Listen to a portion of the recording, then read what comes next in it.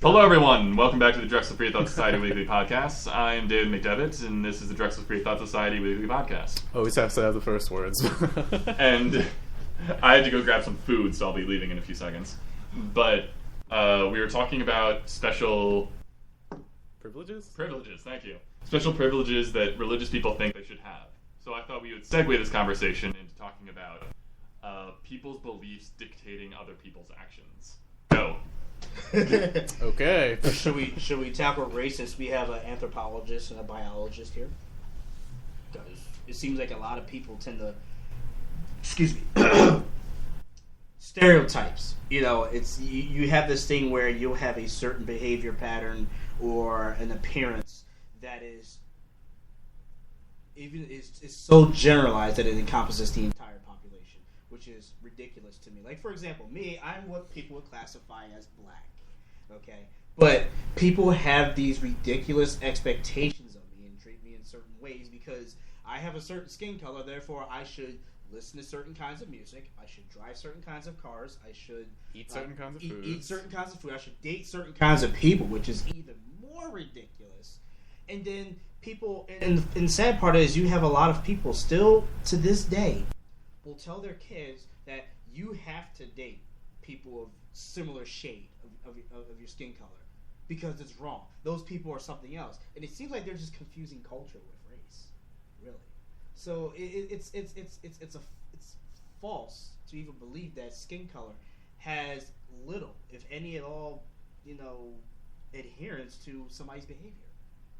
And it's perpetuated through time. And again, the whole standing the test of time fallacy. Oh, it's been around for this long, so that means it must be right. I was like, well, and this is what I tell people. I was like, cancer has been around for a long time. That must be right too. So, what do you guys think? I agree with that. Yeah, that makes sense. As far as race, even gender. Oh yeah, gender. Yeah, conforming to what you are expected to do because you're a boy or a girl. And it seems like you were just talking about the Republicans earlier, how a lot of them are male. Yeah, they're male. There you go. Well, okay, it's because they act like we expect them to, though. That's why because we kind of have we have expectations of how Republicans are going to act. Mm-hmm. That's true. But I mean, I don't think all of them act that way, but it seems like the ones that are being elected, revered and elected are standing right in front of us. It's like, yeah, I'm that Republican guy, and women should do this and this and that. Women should do this and that and this and that, and oh yeah, legitimate rape. Yeah, or honest rape, or easy rape, or enjoyable rape. These are all enjoyable. I'm shaking my head right now, people. But I think the issue is you have a bunch of people who are busy trying to dictate what other people should do based on completely arbitrary, nonsensical, unsupported crap. Basically, they have no idea what they're talking about. What are you guys talking about? Oh, we kind of flip-flop everywhere from race to gender and how people who aren't even of that group dictate what other people should do. Now, see, I never see that as necessarily bad, since you can't have perfect representation of the population. Yeah, the stereotype thing is just ridiculous. But is it human nature to stereotype? Do you think? I think it is. I think it's based Maybe, on outgroup homogeneity bias. It's a lot safer to feel like, oh, we over here are one group and those outside are a different group, and it gives you. I personally believe that scapegoating. Yes, evolutionarily speaking, scapegoating. it gives you Wow. Just this comfort in where you are in your position, in your own society. So basically, you do it because you don't like strangers. Right. Okay. And it creates a more cohesive, subgroup.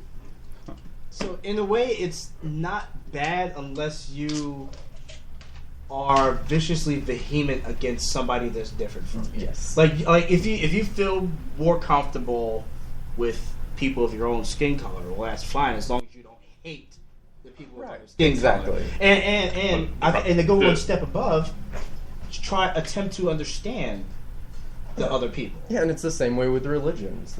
You have this outgroup homogeneity bias. We believe this, and they believe that. Don't. So therefore you're evil. it sounds like with the religion thing, it's a lot of projection. Because have you ever noticed that the God tends to adhere to whatever they like? Yes, always.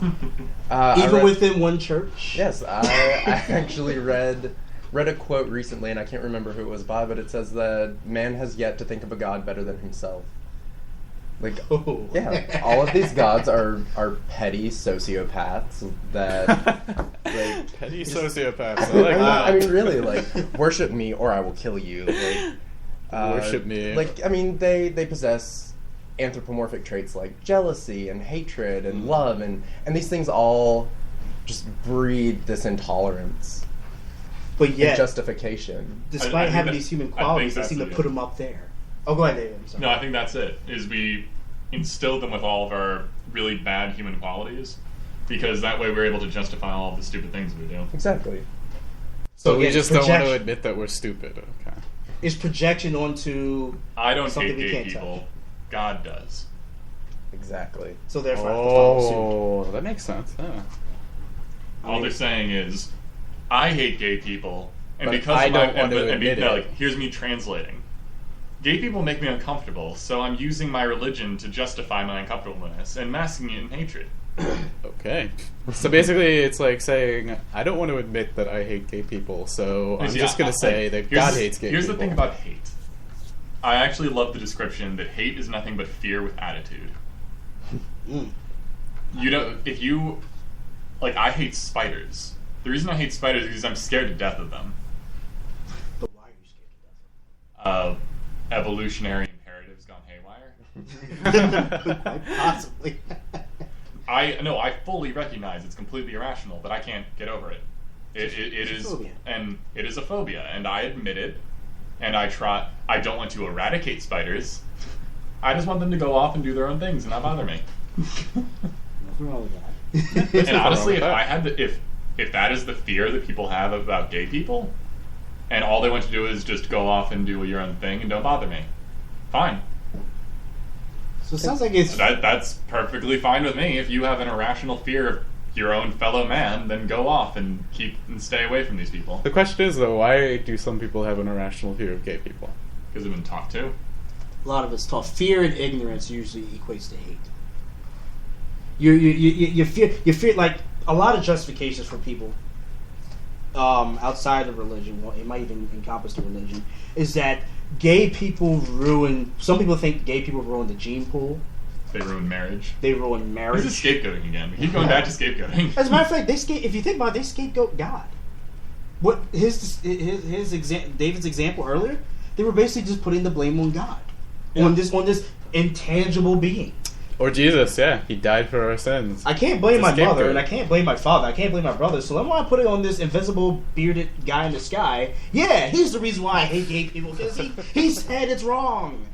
And I'm like, you're blaming something that you have no support for. In the next sentence, he says you're not supposed to shave your beard. So why are you shaving? Oh, well, because times have changed, and we don't follow that rule anymore. You're right. What if the dude in the sky said so? He said, don't shave your beard. Oh, no, I speak to God every day, and he says that we don't have to do that anymore. We don't have to shave. Then that means God can change his opinion. Salad bar. No. Never get in an argument with a religious person about their religion. It's worthless. Basically. What I just did, you'll hear that times 100. Okay. Like I'm not one to back away from a challenge, but it is pointless. What you really need to do is in a conversation, figure out what they don't understand, or what their problem with whatever subject you're talking about is, and talk about that. Like the question would be, why are you afraid of gay people? Or why do gay people make you uncomfortable? You as a person during your everyday. My God said, no, that's fine. I understand you believe that, but you personally, what makes you disgusted about gay people? I'm one with God, and God doesn't usually do that. Most of the time, they actually don't. Really? A lot of time, they kind of go, most of the people I've talked to about this would They'll stop and think? No, they'll mostly just go like the classic stupid arguments that they've been taught to justify. It's like, oh, it'll ruin marriage. How? How would it ruin marriage? How would it ruin your marriage personally? Well, they'll expect me. They would expect you to be gay? Yeah, you'd be surprised how many people honestly think that if we allow gay marriage, they'd be forced to marry a gay person. What? Really? Because they've been taught to. Forced to they've be been gay? taught that is what is going to happen. Are you going to get, quote unquote, the gay touch? The gay touch. Whatever that Everyone is. knows it's contagious. Yeah, you touch a homosexual person, all of a sudden you like penis. No, it's just like, it's honest. Like, okay, so this is not true, but let's say that homosexuality was contagious. Oh well. Then wouldn't everyone have it by now? It's like, now I'll just have sex with men. Okay. Clearly I'll be enjoying myself, because now I'm gay. You're not thinking about it. No. God would rain down dead kittens on the earth. Dead kittens. Fertilizer. Why man. specifically Yes. dead kittens? Dude, free food and fertilizer. That's God's love right there. Are they flaming? 'Cause then they'll be Flaming dead kittens. Flaming dick. Flaming Somebody draw a dead picture kittens of from the that. sky. Flaming dead kittens from God. Because of gay marriage. So we'll have a picture of God going like this. No, you see, It is- no. So- To me, that says that God is we're allowing gay people to be themselves.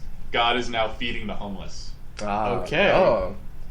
You know, see, So I'm I like- guessing if we allow like abortion, we'll get flaming rabbits from the sky or See, something. as a Bunnies.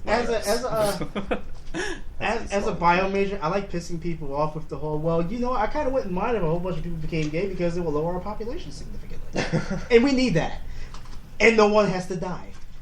They're like, how dare you? I'm like, hey. There is like really good evolutionary evidence for why homosexual people are good for the population. Population stabilization. Yeah, it's kind of like, what problem with a family would there be if there is an individual who loves the family and cares about children, but does not produce any of their own? What part of this sounds bad? Yeah, then you'd have a disproportionate amount of caretakers. Oh no! And not a unstable rising So it population. slows gene flow, but the altruism, depending on the person that's being raised, might actually be better for the society because, hey, remember the guy who created the computer? Hmm? He was gay. Turing, yeah, Turing. A lot of people don't know that. I hate gay people as they're typing on the computer, and the gay guy is like, You're using our Turing is dead. machine. oh, I'm pretty sure he's still laughing. He's laughing his way to the grave. See, that actually segues into another topic I wanted to get into. Ooh. Obsession with death. Well, I think that people are obsessed with death because we're just afraid of it, so we do things to make us feel less afraid of it. Like People feel so afterlife. weird about death. It's like some You just people summed welcome it up in like one sentence. just the fear of it, basically. Religion is nothing but a hedging on fear. I think Whatever what primarily fears drives it, it's like really focused on like what happens after you die. So Instead of living. yeah, it seems like people. Well, I guess the irony is that you're kind of dead under religion because you're not No. doing what you want. Religion was described to me once as like people living to die. Yeah, that's sad. Ugh. I'm a cynic, and that's a very morbid way of thinking about it. Even I'm just like, oh, I cringe at the thought of that. It's like, you're born so you can And die. you know what makes it so like obvious? Is that they outlawed committing suicide. If you fail killing yourself, you're going to jail. No, That is a long place. in the religion, you're not allowed to commit suicide It's a sin. Oh, yeah. yeah. But that's actual law. because objectively, you should just kill yourself. So death is a sin. No, like those crazy parents that murder their children, they did the greatest thing possible for those kids. According to their religion.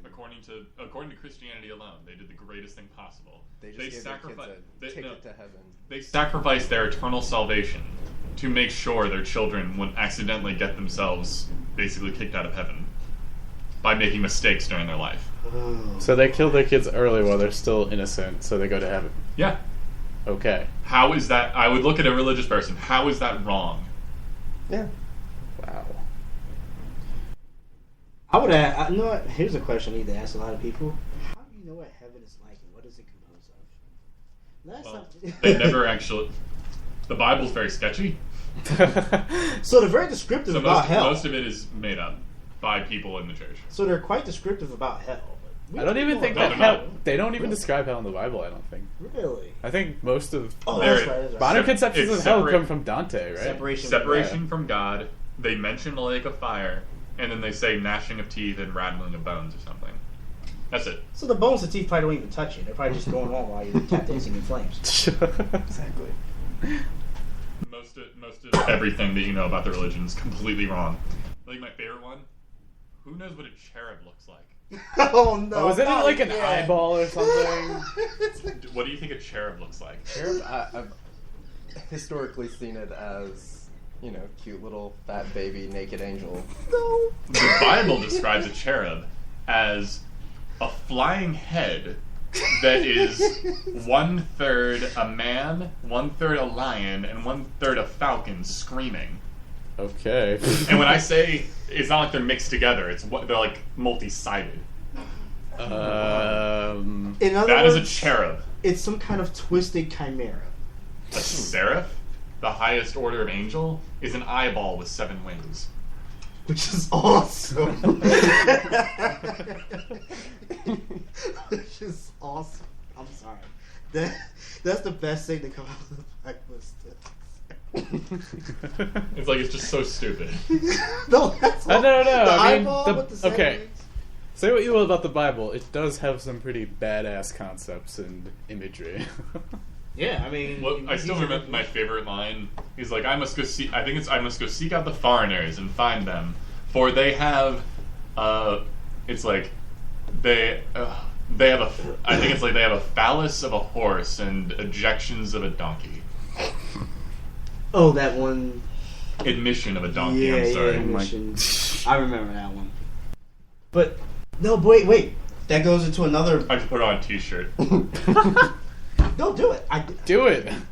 There You are can make places your that own make t-shirts. You can make your own t-shirt online. Where'd you get that from? The Bible? It doesn't say that in the Bible. Yes, it does. Pull out your little pocket Bible right now. I'll have the thing listed right under it. But no, that goes into one thing: withholding information. If you notice, like I used to go to church, not a whole lot, but That's a huge damaging thought problem. yeah, when I did go to church for those few times, I noticed that a lot of it. Now, sometimes they had some negative things, but then they say you have to avoid this and turn it positive. But a lot of times it's like love thy neighbor and you should respect this and you should think on your own, blah blah. Which is funny. They have one part talking about thinking on your own, but they never talk about my favorite story. They never talk about the 2 she-bears mauling all those kids for making fun of that bald man's head. They never talk about 2 she-bears mauling a bald man. No. I mean, the kids for making fun of a bald man. Okay. They don't talk about the horse emissions. I can't recall a church that ever talked about the donkey emissions. Remember, on the horse never date a man unless he has emissions like a donkey. Is that what it actually says? Words of No. wisdom. There was another I'll story. find it in a second. There was another heinous story in there.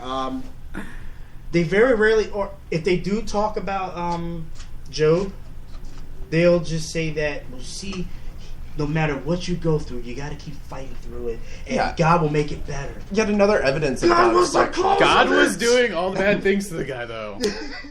Yeah, but they don't see it that way. Because I'll be honest with you, pastors and reverends and stuff, they are very, very good at wordplay.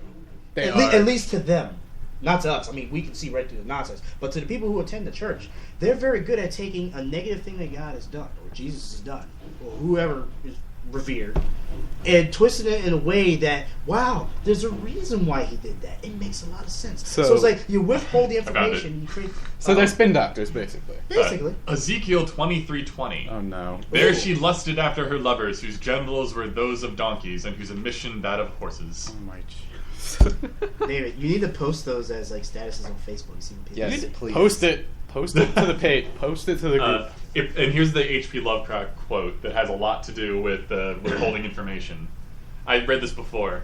If religion were true, its followers would not try to bludgeon their children into artificial conformity, but would merely insist on their unbending quest for truth, irrespective of artificial backgrounds or practical consequences. Effectively, if your religion was true, you wouldn't prevent people from learning other things. Basically, you wouldn't wouldn't need complete to. obedience of the people. But it's like you wouldn't even need to. Like, by consequence of learning about the world, you would automatically be you would automatically be a Christian if it was true. But it's not. So they don't. Instead, they have to lie, twist their own Bible, and omit a lot of things. Spin doctor. It's all about PR, isn't it? Public relations. That's all it's about. Spinning it to their edge. Yeah, and There's a reason that no one says read your Bible. They say listen to your preacher. Do they really not say read your Bible? Some people say. Jeez. So many variations of that, which again makes me question. I will say a million times. Best way to become an atheist if Is you're a to Christian read the Bible. is read the Bible. Much so. Believe it or not, the Bible actually helped me become an atheist. I read some of these stories and I was just like, they never said that in church. And I would ask people. No, but like the way it's written to is like really weird. It's like a whole bunch of disjointed, like just commands, basically, just strung together. It was literally cobbled together. Yeah, it's a compilation of discombobulation. It is upward of like 8,000 contradictions. I mean, like I can understand if it was like a coherent narrative, but like it's not. It's you know, like the Odyssey. Yeah, like that. You know, the one that's much older and mythical and much better written, even though it's Yes. translated from freaking Latin. If you translate it from Latin, it's not easy. I told you, the compilation of discombobulation. That's what that is. But yeah, it's a lot of withhold information when it comes to church. A news story. Ooh. It has happened. Finally, we can rejoice. A UN panel confronts the Vatican on child sex abuse by the clergy. Seriously? Finally. Yay! The UN is holding their feet to the fire. The guys who usually don't do anything? Wait, does the Vatican have like a member at the UN or something? Or? I think so. They're an independent Last country. month, the Vatican refused a request from the UN's Committee on the Rights of the Child, or the CRC, for data on abuse on the grounds that it only released such information if requested to do so by another country as part of legal proceedings. The UN is a group of countries. So they're demanding more transparency. The view of the committee is that the best way to prevent abuses is to reveal the old ones. Openness instead of sweeping offenses under the carpet. Kristen Sandberg, chairwoman of the 18-strong CRC, told the Vatican Degradation. It seems to date your procedures are not very transparent. That's an understatement. For those who don't know, transparency has to do with the revealing of information. I don't know, not everyone knows that. It's not seeing through. It's not like you're see-through. No. We demand the walls be made of glass. We demand that the Pope be made of glass. Light will pass through him. By power of God. Doesn't it already do that though? I thought it was already supposed to do that. Yeah. Spin doctor. Yeah. But that's really great news to hear. And look, it's made all kinds of news on here. Like I just typed it in, and there's a whole bunch of people covering it. That's really good. That's really good. Could you technically impose economic sanctions on the Vatican? Because how they grow their own food. Okay. Vatican facing UN showdown on sex abuse record. Vatican comes under sharp criticism for sex abuse. Vatican grilled by UN panel on child sex abuse by priests. Vatican to face UN committee on its child sex abuse. See, I like this. What? It's like a lot. When it comes to a lot of these things, it tends to be like one or two news industries coverage. But now we got a whole bunch. I mean, BBC, LA Times. What can the Vatican? I mean, what can the UN do though? I mean, it's not like it could like say do this or like. No, but how could they threaten the Vatican? The UN, how could they coerce them? No, it's like the UN is a rallying point, though. A lot of other countries could join in and go like, "Yes, the Vatican, you are going to reveal these things." People will pay attention. So it's okay because they broke the ice and made the first move, kind of. Pretty much, yeah. They blow the horn and other people listen. They're like, yeah. Honestly, if the government of Italy says like, "We're not going to feed you anymore until you do this," We're not going to feed you until you turn over all those priests. I mean, a lot of these are old crimes, so the priests couldn't even get arrested if they wanted to. Some of them are probably dead by now. Jeez. But the idea is to be transparent and to actually care about the victims. But would they actually have records of these like scandals? Does Yeah. the Vatican have records of every instance of child abuse, or? It's possible, but we don't really know. But we know for a fact they're hiding documents, including Pope Francis, who is a terrible person. The one that everyone loves. The one who Wait, why is Pope Francis so bad? Really? Yes, yes, I would. Well- Disingenuous. He is a disingenuous jerk. If you like, have you actually read what his speeches say? Only in passing. Everyone, snippets. it's basically just that, like, they hold on to sound bites, and those are the only things that really are reported on. What actually they say, like just a couple examples. Who am I to judge a homosexual's lifestyle? As long as, like the next sentence, as long as they give up as long as they don't act on any of those impulses and become a Catholic, they're good by me. Oh. Atheists can totally get into heaven if they become a Catholic. Capitalism is evil. You should be giving all of your money to the church. Okay. They never tell you the second parts. It is nothing but spin doctoring. There's new records, I guess you could say, that he has information on sex abuse scandals that have been given to him, and he won't reveal them. Why? It would make the Vatican look bad. So? The Vatican already looks bad. Not to most people. Really? Some people still No, I mean, like, Douglas is... Yes, I was very... No, just because of the information that's given out. Like, this is what happens. This is what spin doctoring does. Otherwise, perfectly reasonable people. I was a Pope Francis lover. Most people are. Well, actually, I was too until I found out this. Like, until you said that stuff, I was too. I thought he was a good... What's bad is you have to do research. You actually have to find the actual quotations, what the guy actually does. Jeez. He's worse than a hamster hater. It's just so ridiculous that it's like, this information, like, everything is just public relations. It's like, there's people are saying, oh, he's like sneaking out in the middle of the night to help poor people. Completely unsupported.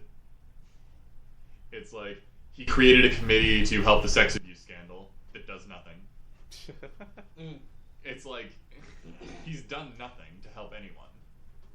The only thing he's done is make the Vatican look nicer by making it seem like he's done things yeah, that it's like help people. Like the child who went up on stage with him for no reason, that makes him look like a bloody saint. But all he's doing is not shoving a child off of a stage. Why does that make you a good person? Well, you see, because the child could be a hired assassin. It's bias. That's what it is. It's a big bias. Everyone knows that if you... I'm sorry. It's the one thing I remembered suddenly was before he became the Pope, he was a staunch anti-gay person. In Argentina, he was like one of the leaders of do not let gay people marry. And he's spoken out recently that gay people should not get married. Really? Isn't he amazing? Underreported, of course. Yeah, I didn't hear anything about that. No one did. Of course not. I had to look for it. Religion has power. Oh, you had to look for... Oh, wow. You gotta type it in. And how many people on their busy time really want to type that in? Well, how can you find something if you don't know about it? Or you have to go looking for it. Have you a need hunch. to stumble across it. Have a hunch. That's all. Like, oh, It's this largely guy's too good to be a true. hunch. Yeah. Just type in Pope Francis and gay people, and boom, somebody's going to mention it. Sad. I'll tell you another big issue that I tend to have, and I'm looking at this from a bit of a biological perspective. People who believe that humans are the pinnacle of evolution. Oh, fuck no. That. Ridiculous. And yeah, you being an anthropologist would know, which is completely not. I mean, granted, let's be honest, our Homo sapien brains have allowed us to create these amazing structures. I mean, these guns and nuclear weapons and buildings and all this other craziness. Or, medicine. There's no denying. Yeah, there's a lot of great things. There's no we've done, denying too. that out of all the species that have ever existed, we've probably changed the Earth the most. Oh yeah, terraforming. We are some of the biggest terraformers that's ever lived. But that doesn't mean we control the Earth, because Earth can find a way to wipe us out. No, if it you wants see, to. it's all about perspective. Because the phytoplankton changed the Earth way more than we did. Oh yeah. It made us have oxygen. Right. We wouldn't even be here. So it depends on what you're talking about when you say change the world. Yeah. What was it? It was like several dozen thousand years ago. We lived on this Earth with 4 other humanoid species. Mm-hmm. That's true. And they were roughly the same intelligence as us, judging from like brain casing stuff. The question is, why did they die? We probably killed them, or we just bred them away. There's a lot of theories behind that. Well, he would know more than I would. But here's the funny part. Anthropology class. Is it possible that Is it possible that they just disappeared and they just bred with humans, and then there are some people who are more They Neanderthal? could have bottlenecked. I mean, there's a lot of things that just could have wiped out a species. Wasn't there a time? I'm asking Douglas here. Wasn't there a time where humans, as an entire clade, actually almost went extinct? Like we hit such a low point, it was almost thought impossible that we were going to come back up. I think that would happen. Like, wasn't there like some sort of big volcanic eruption around like Lake I'm Toba? I'm actually not familiar about that. Oh, okay, that's fine. I remember there. I'm back to bottlenecking. Yeah, I think it might have been bottlenecking. There was a time that I kind of remember. Yeah, I personally remember it. It was like our population shrunk to almost like 15,000 individuals. Yeah. Which is one of the reasons. It's one of the reasons. Yeah, that was right after like Lake Toba or whatever. It was something. Yeah. And it's why we're kind of speculating why every human on Earth is still so related to each other.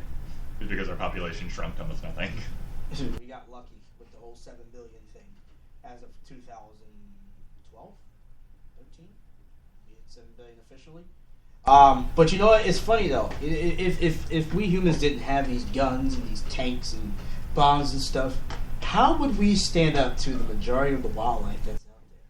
We would Sticks. not, even barely with that. We would barely be at the top of the food chain. Just barely. I mean, unless we were in a huge crowd and we're beating a mammoth to death. With a club. With a club. You know, and poking it to death. And they've done it, but seriously, think about it. During that battle with that mammoth or that saber-toothed cat, I'm pretty sure some severe injuries were incurred with these people. In our diet, you know, I mean, there's only so many things we can eat. There's animals out there that can eat things that have rotted for weeks, feel no ill effects. You know, there's a ton of things that can run faster than us, that can climb better than us, that can swim, hold their breath longer than us. That can live inside us. Yeah, that can live resistant. inside us. Holy crap. I mean, we humans are the bastions of parasitism. I mean, you look inside one human being, there's a ton of things that just love us to death and co-evolve with us. Like every time we come up with defense, the parasite finds a way to beat that defense, and so on and so forth. It's like a constant arms race. But for people to sit here and say that, well, because we can build the buildings and destroy all the other life forms, blah blah blah, we are the kings of the earth. I was like, let me put something into perspective. Several times in history, we have almost met entire population wipeouts. Black Plague is probably the most popular. The flu. All it Black takes Plague? right now. Really? Black Plague wiped out, what, about 1/3 of Europe? Yeah. I believe about 1/3 of Europe. That's all it takes, and it can, even with all the technology we have today, it can still happen. With 7 billion people, with the ability to go by boat and by plane and travel all these different ways, all it takes is that one virulent pathogen, and depending on the virulence of this pathogen and how well we can even research this thing, like say if this thing was like almost AIDS, like you know how hard it is to kill AIDS. I mean, they found ways to destroy it, but how long did it take for that? You know, imagine a pathogen with the virulence of AIDS, able to spread by air or even by skin contact. Oh my god! Imagine if something was like Ebola and it was like a cold. Yeah. That would imagine be that. That would be and scary. it only affected humans. We will be gone. And guess what? You know what will happen after we are dead, or our population has been shrunk so bad that we barely have any impact on the earth at all? All the other animals and the plants, with the cities that we have left behind, they'll either die out or they'll find a way to take over those lands and become something else. Mankind in our arrogance thinks Exactly. that we own the earth as opposed to being part of it.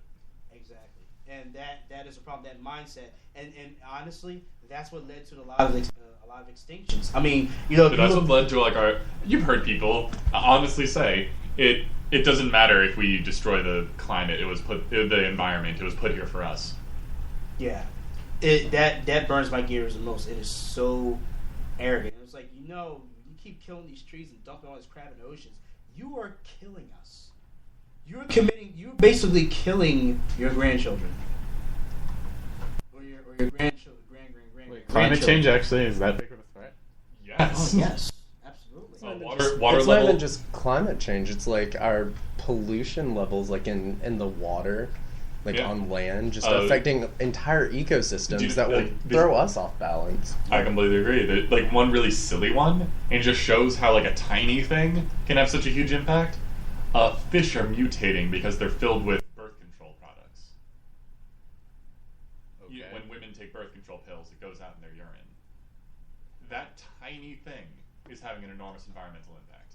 Yep. And that's just one bloody tiny thing for first world countries mostly. Yeah, and it's not even an environmental impact, it's also an economic impact. I mean, you lose these entire fish populations due to pollution, and these are like the sole means of survival for companies, for populations in different regions.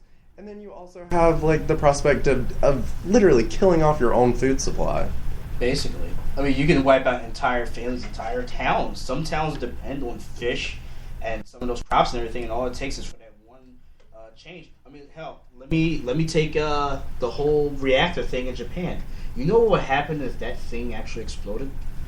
Oh no! You know where that stuff would go towards? West Coast. It would come right to the West Coast. And guess what? A lot of stuff on the East Coast happens to come from the West Coast. These nuclear things that we've created, these things don't go away. It literally takes, with some elements, it literally takes like micrograms of this stuff to adhere to your cells and never go away. Well, it would. It would just take several 100 million years. If we had that long. So for us to sit here and say, you know what, if we're going to be arrogant and sit here and say we're kings of the planet, we better stop acting so tyrannical about it and actually if we want to start saying that we're kings of the planet, we better start acting like it. You know, and actually do something about it. Yeah. But then there's the other people. This goes back to the ignorance thing. That think that it's impossible for humans to affect the environment. It's too big. It's only too big, but God would never let that happen. Delusion. Yep. It's delusional. We have demonstrably harmed the environment. And then there's always the classic argument that I love. It's like, fine, let's say that we're wrong completely.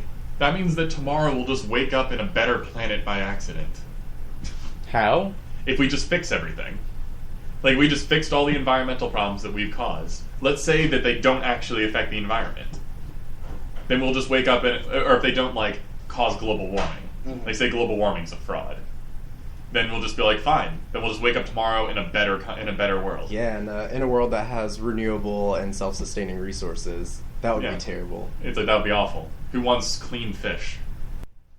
The thing that I don't get though is why are these oil companies so narrow-sighted and like, because it's so profitable. It's profitable, but don't they see do you know how down profitable? the road? Yeah, you can't. There's no. I could literally spend, if I was the leader of all oil in the world, I could live off of I could use countries as shoes. Like the mindset. Like, that's how much money these people have. Yes, but don't they understand that they're gonna kill their own kids? Care. They don't care. No, here's the thing. This goes into This goes into our topic, the negative thinking. It's not happening to me. Yeah. It's not going to happen in my lifetime. I mean, my grandchildren. No. Even if it was, even if it's like, oh, but my fish won't be filled with mercury because I'm going to buy fish from my private fish farm. I don't care. It's not bothering me. It doesn't affect me. People still going to buy my oil with a big cheese on his face. This is why I would just love if people are just like, you know what, we don't have to buy oil. We can get all of our energy from renewable sources and nuclear energy until we perfect fusion. And then we'll just get free energy forever. Are we even close to doing that yet? Or? We're off by a long while. It might be another generation until we can get fusion perfectly working. They'll find a way to monopolize that. It doesn't matter. It's too much power. We'd have to literally shoot bolts of lightning into the sky to get rid of the amount of energy we're producing. So wait, how long is a generation? 40, 50 years? You'd have to look it up. I haven't been incredibly on top of it, but it is kind of like the ultimate power source. So we're making progress towards it. Yes, we are. But the idea is that you'd be able to fuse 2 dots of hydrogen, create 1 thing of helium, and get enough energy to power a city. Just from that one reaction? Yeah. We can do that without even blinking. We can produce fusion. We just can't harvest the energy from it. Oh. That's what we're researching. Right now, if we initiated the reaction, it would just make the facility explode. We need to create something that would just be able to put all the energy into something. Wouldn't oil companies work to suppress it, though? Probably have. But this is the thing about technologies, you can't. Somebody will find a way around it. Some things you can't throw enough money at to make it stop. Yeah, Well, true. Especially when we have so much free information. I had this argument about, not going around and murdering everything, and one guy's reply was like, "You sound like one of those tree hugging hippie guys. It's all emotional." I was like, it's not just a matter of emotion. I mean, first off, all right, I'll look at it in an emotional way. I don't want to kill a bunch of animals for no freaking reason. You know, what reason do I have to do that? But at the same time, realizing that if we keep this train of thought of going around thinking that we own the planet, and we just go around murdering everything just because, well, we're humans, we have the power to do that, then who's to say that that one animal that we thought was insignificant, or that one plant that we thought was insignificant, when it goes away, what profound effects would it have on us? We don't know. So why would we even risk going around killing rhinos and shooting lions in the face, saying that we're heroes because I had a gun and shot a lion from 60 yards away, and we don't know what effect it'll have? Because I think that's stupid. We're short-sighted. We do not look ahead. We don't. And even if it didn't, so what? Why kill the animal anyways? This is the thing that's just funny, is at the same time, humans are really bad at having good foresight, but we're also obsessed with the future. But we're obsessed with I think the idea is we're obsessed with our personal future. That's true. And I think that's where the intense fear of death comes from. Oh, yeah, the future death thing. Alright, now we have 5 minutes left, and I just really wanted to mention this story. Go ahead. Okay, so I think this is also in Oklahoma. I don't know what the hell's happening in Oklahoma. Or it's in Florida. One of those places. It doesn't matter. Jim Ross is in Oklahoma. Actually, it might be in Ohio now that I think about it. Anyway, there's this woman who that I learned about this story over the weekend listening to the Atheist Experience, which I highly recommend. And it's the idea that this woman died. Unfortunately, she had she had a cardiac or a pulmonary embolism. She died. It happens. It sucks. But what turned out is they were able to resuscitate her body, but she was brain dead. Okay. So they're just like, okay, what do we do about this? Well, she was pregnant at the time. And it's Texas, now that I fully think about it. Oh, boy. Texas state law requires that if a woman is pregnant and goes into a coma, she must be kept alive. Mm-hmm. So now, she did not want to be kept alive on life support. She specifically made that clear.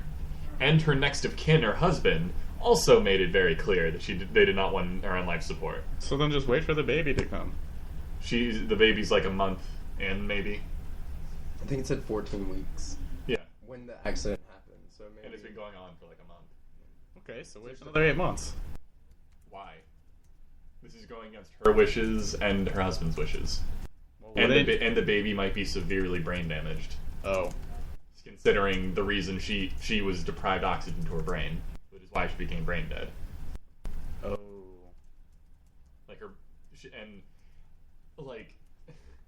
She didn't want it to happen, which I think the autonomy to someone's own body is more important, overthrows any abortion issue. So, but I understand the knee-jerk reaction that you had. That why not? I mean, it's not going to do her any harm. She's dead. I mean, what does it matter? But as I was telling Douglas earlier when I mentioned this story, it was this eliminates your right to your body after you're dead. Is if this becomes precedence. Oh. Because you could be like, I want my body donated to science and cremated. Well, actually, I'm going to turn into a statue. Because your wishes don't matter here. And at the same time, say a woman has another cardiac event or some terrible thing happens and she becomes brain dead, but her body's still functioning. Let's just impregnate her. What? Why? Why not? What's the difference? What if I want a kid and this woman's body is sitting here? Why don't we just impregnate her? Would it still be able to make the baby? Why not? The body still works. Yeah.